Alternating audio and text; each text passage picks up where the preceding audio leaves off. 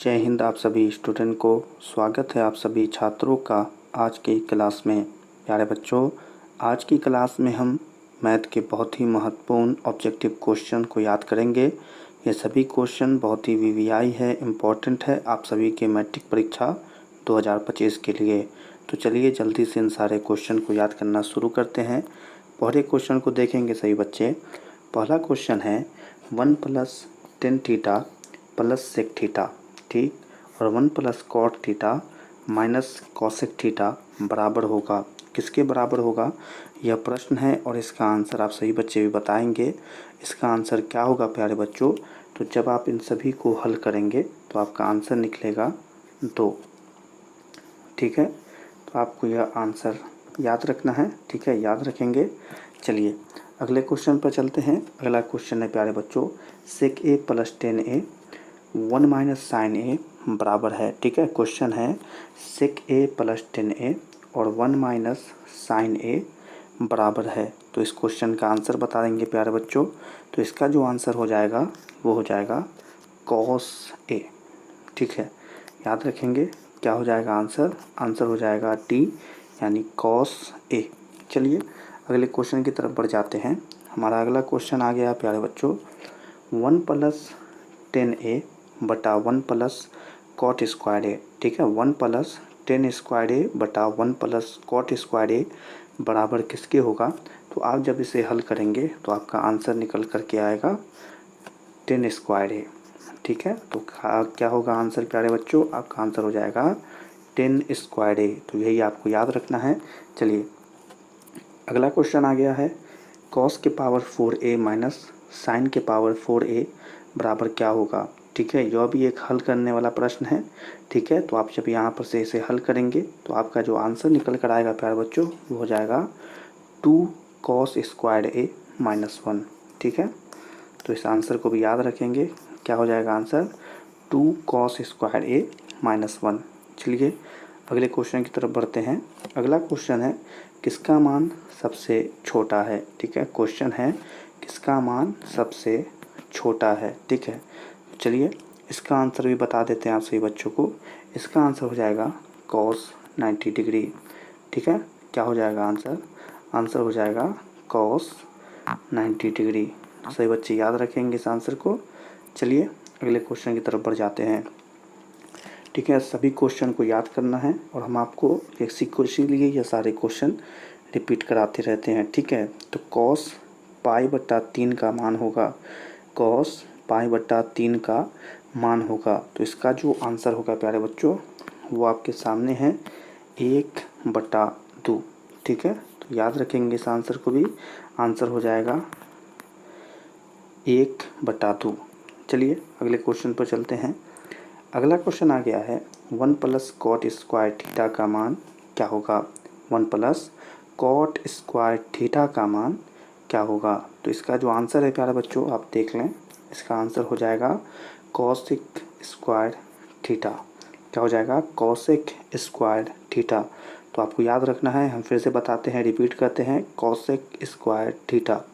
चलिए अगला क्वेश्चन आ गया है इसी प्रकार से sin π/3 का मान क्या होगा, ठीक है। आगे था cos और यहाँ पर है sin, ठीक है। तो चलिए जल्दी से बताइए sin π/3 का मान क्या होगा? तो इसका जो आंसर निकल कर आएगा प्यारे बच्चों वो निकल कर आएगा √3/2, ठीक है। चलें अगले क्वेश्चन पर आ गए हैं। बहुत ही महत्वपूर्ण क्वेश्चन और आप सभी को इसका आंसर भी तो पता ही होगा। तो कमेंट में इसका आंसर जरूर लिखेंगे, ठीक है। sin 50 डिग्री बटा cos 40 डिग्री का मान क्या होगा? तो इसका जो आंसर निकल कर आएगा वो हो जाएगा 1, ठीक है। तो आंसर देख लें। आंसर क्या हो जाएगा? आंसर हो जाएगा ऑप्शन नंबर बी। चलिए यह थोड़ा हार्ड क्वेश्चन है।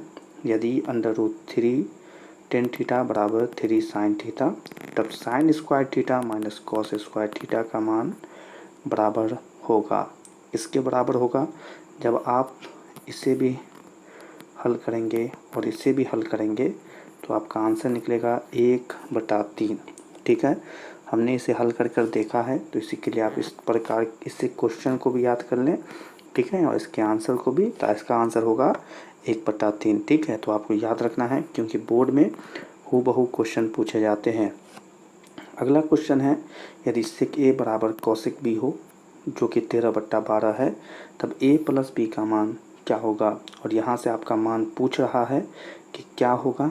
ठीक है, तो यहाँ पर यह वाला ऑप्शन एकदम सही होगा, यानी कि 90 डिग्री, यानी 90 डिग्री से न कम न ज़्यादा बल्कि पूरा 90 डिग्री होगा। ठीक है, चलें अगला क्वेश्चन आ गया है इसी प्रकार से, यदि किसी त्रिभुज ए बी सी में कोण ए तथा कोण बी पूरक है तो कॉट सी का मान क्या होगा।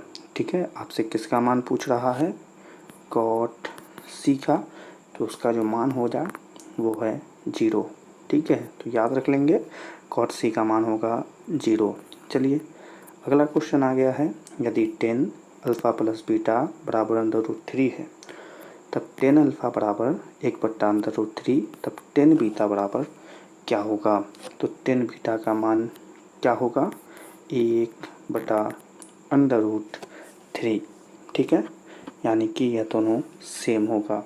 चलिए अगले क्वेश्चन पर चल जाते हैं, और यह अगला क्वेश्चन आ गया है आपके सामने, यदि 7 sin square theta plus 3 cos square theta बराबर 4 हो तब sec theta plus cosec theta किसके बराबर होगा। और यह भी एक हल करने वाला प्रश्न है।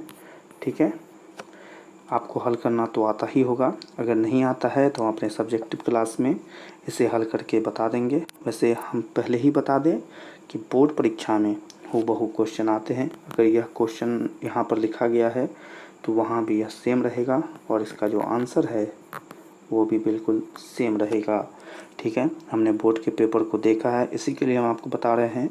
तो इसके आंसर को आप याद रख लेंगे, 2/√3 + 2, यह बिल्कुल सही आंसर हो जाएगा। और इसी के साथ आज की क्लास भी समाप्त होती है। आप सभी बच्चे इन सारे प्रश्नों को जल्दी से याद कर लें। ठीक है, और इसे क्लास में ही याद करने का प्रयत्न करें। आज की क्लास यहीं पर समाप्त होती है। आप सभी छात्रों से कहना चाहते हैं कि क्लास पसंद आई हो तो इस क्लास को लाइक कर दीजिएगा, और अपने मैट्रिक परीक्षा 2025 के लिए हमारे चैनल को सब्सक्राइब करें और बेल आइकन को ऑल पर सेलेक्ट करें। आज की क्लास आपको कैसी लगी, समय हो तो कमेंट में ज़रूर बताएं, और इस क्लास को, जो कि बहुत ही महत्वपूर्ण काम है, इस क्लास को अपने दोस्तों के साथ भी शेयर करें। सभी छात्रों से मिलेंगे अगली क्लास में, तब तक के लिए आप सभी छात्रों को जय हिंद।